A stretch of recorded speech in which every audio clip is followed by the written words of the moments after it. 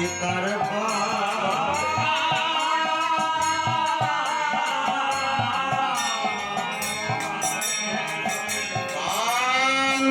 কল্প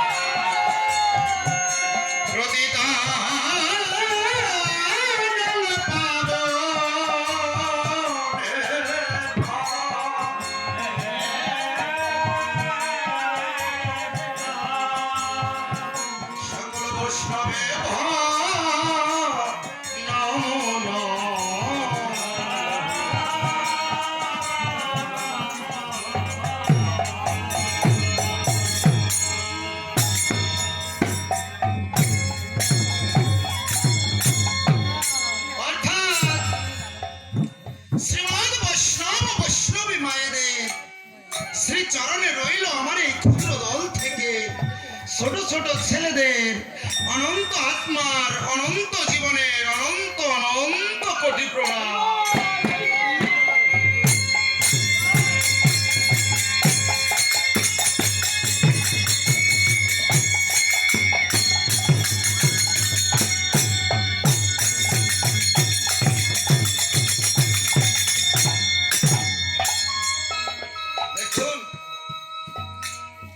এই ভবের মাঝে আমি একজন অভাগা পথের কাঙাল। ভক্তি বা প্রেমের শক্তি বলতে কিছুই আমার ভিতরে নেই। আমি শক্তিহীন অচল। সমগ্র সৃষ্টি যার একাংশে ধারিত, যার বিভাব মাধুরীর শেষ নেই।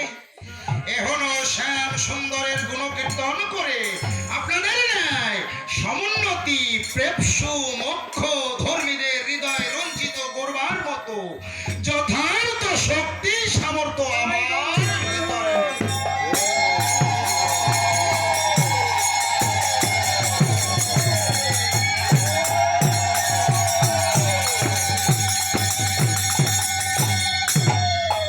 তাই তো আমি অন্ধ, আমি বোধি। যে নিষ্কাম প্রেম ভক্তি জনিত দৃষ্টিতে আমার শ্রীমতী রাধারানী বলেছেন, ওরে সর্বঙ্গ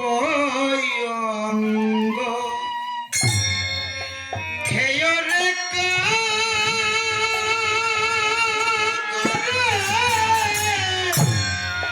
ওরে রাখিও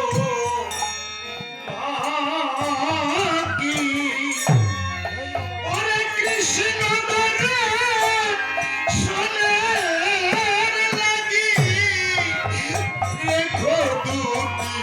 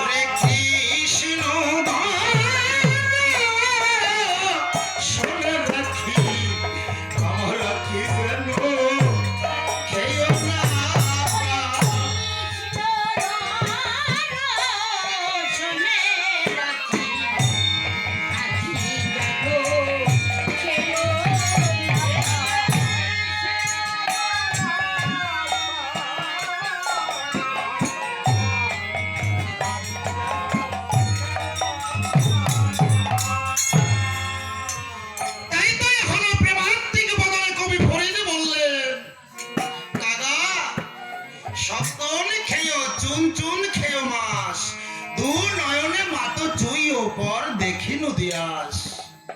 অর্থাৎ হে কাক, তুমি আমার সকল মাংস খেয়ে ফেলো কাক, আমার দেহ থেকে বেছে বেছে মাংস খেয়েও, কিন্তু খবরদার তুমি আমার দ্বন্দ্বয় যেন শুয়ো না কাক। কেননা ওরে আমার প্রিয় তমুকে দেখবার স্বাদ আজও আমার পেটে।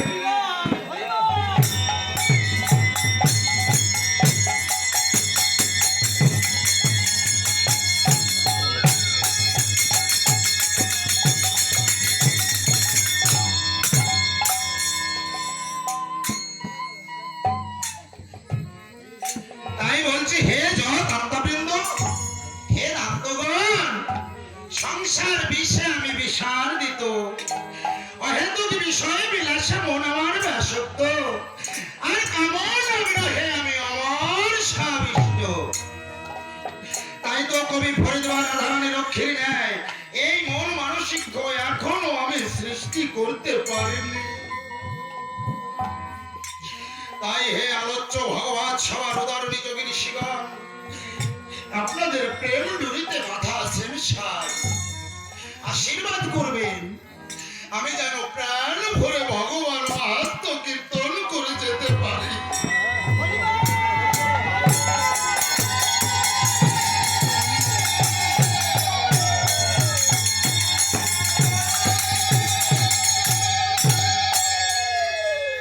আর আপনাদের চরণ তলে আমাকে একটু আশ্রয় দিন, আপনাদের চরণ তলে আমাকে একটু আশ্রয় দিয়ে আপনাদের চরণ ধুলি আমার এই অন্ধ চোখে জড়িয়ে দিন, যাতে এই নশ্বর পৃথিবীর উপাসীকে ভুলে জন্মরূপ বন্ধন হইতে বিমুক্ত হয়ে আমি যেন সেই পরম পদ লাভ করতে পারি।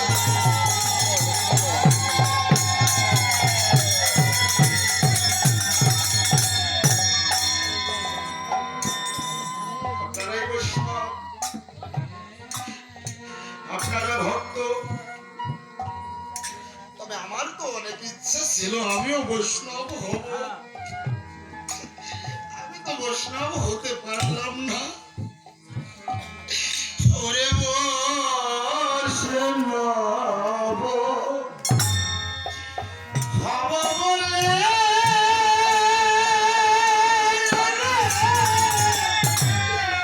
ওরে মনে ছিল সাধ, ওরে তিলকপি সোনাতে আমি পড়ে গেছি মাদরে।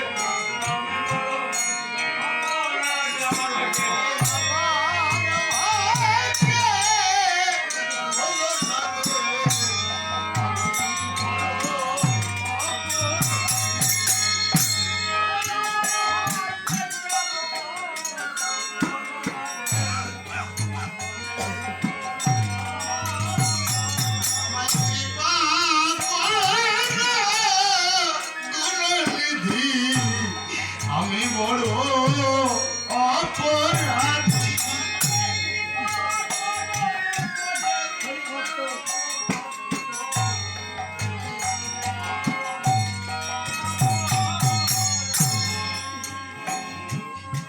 হরে কৃষ্ণ। বাবা, আপনারা হয়তো মনে মনে ভাবছেন যে এই ছেলেটিকে তো আগে কোথাও দেখিনি। সত্যি বাবা, আমি এই কীর্তন জগতেও নতুন, আর এই পৃথিবীতেও আমি নতুন।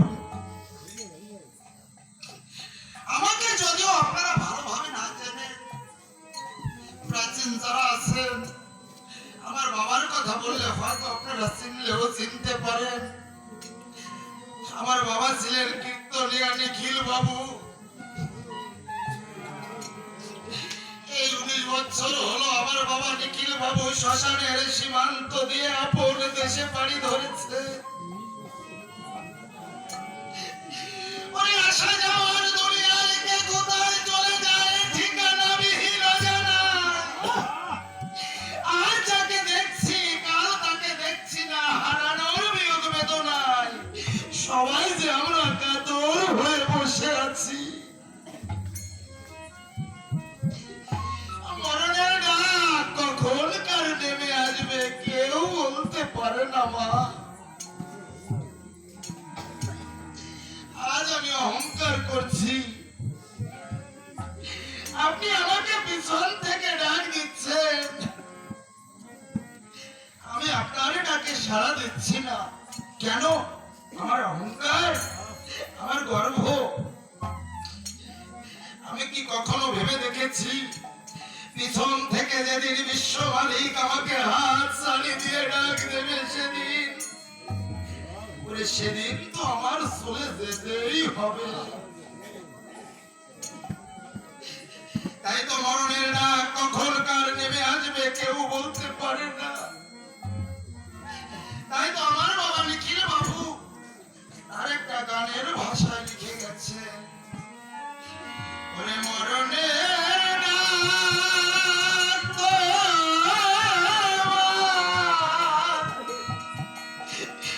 ওরে আসবে যেদিন, সেদিন তোমার চলে যেতে হবে। মন আমার তোমার সাথে কেহ নাই যাবে, মন আমার তোমার সাথে কেহ নাই যাবে।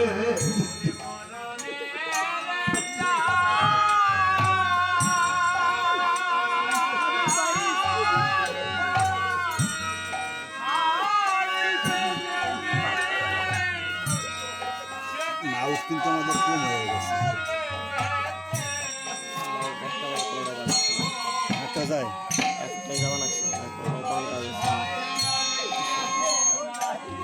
বক্সের সমস্যা দেখা দিচ্ছে, বক্সের লাইনগুলি করে কিচ্ছু বলবো না।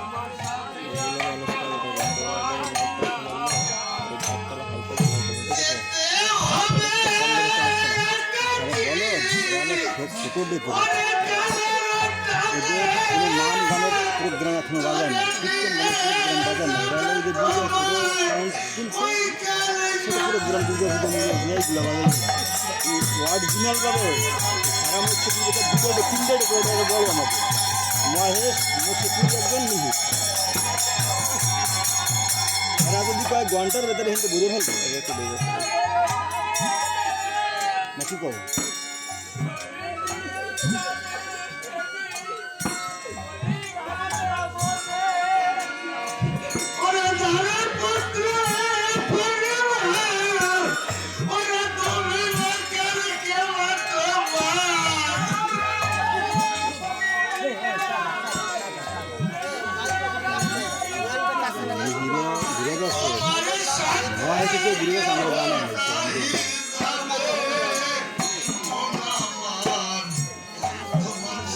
17,000 টাকা পেয়েছে ঠিক আছে, মাইক্রোফোন ছাড়া একবারে আর এখানে আমি 16,000 টাকা মাইক্রোফোন দিতেছি। কাছে না গেলে কাজ হয় না। এখন আমার কাছে তুই আমার আরো 2,000 কম দে। তোর প্রতি কি কোনো কথা আছে? না কম তোলে চলে গেলাম।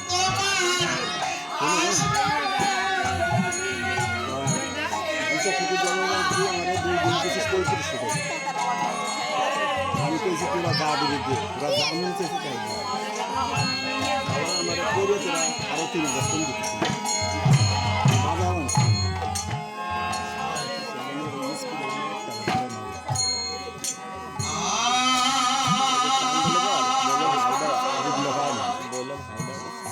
তার আসন করে কাষ্ট বিছায়ে ধরে নিয়ে শুইবে অভিষেক করে আনতে দেবে তারা কালকে কিনে নিতে হবে কিন্তু ভান্ডারে নাই একটা পুরো কিনে নেই ওরা রুলস। একটার দাম 15,000 তাদের জন্য এত করলি ও তুই প্রতিদানে কি পেলি 32 কেজি চালা নিয়ে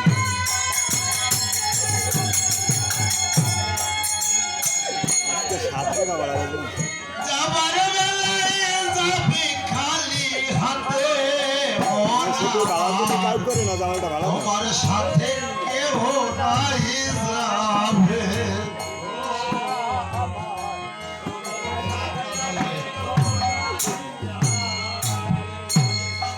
একটা রাজা মশাই ছিলেন, ওই রাজা মশাইয়ের ছিল 2টি সন্তান। একদিন রাজা মশাই সন্তান 2টিকে ডাক দিয়ে বলছে, ও খোকা খোকা, যেদিন আমার কাছা থেকে প্রাণ পাখি উড়ে যাবে, যেদিন তোরা আমাকে বাঁশের দোলনায় শ্মশান ঘাটে নিয়ে যাবি খোকা,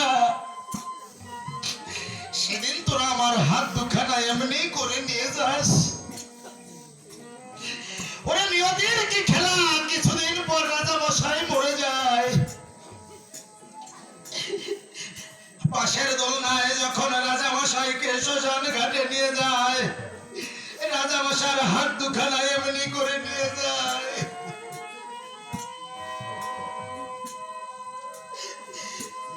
কাঠুরিয়া গড় যখন হেঁটে যায়, হাঁটার তালে তালে রাজা মশাইয়ের হাত দুখানি এমনি করে তোলে।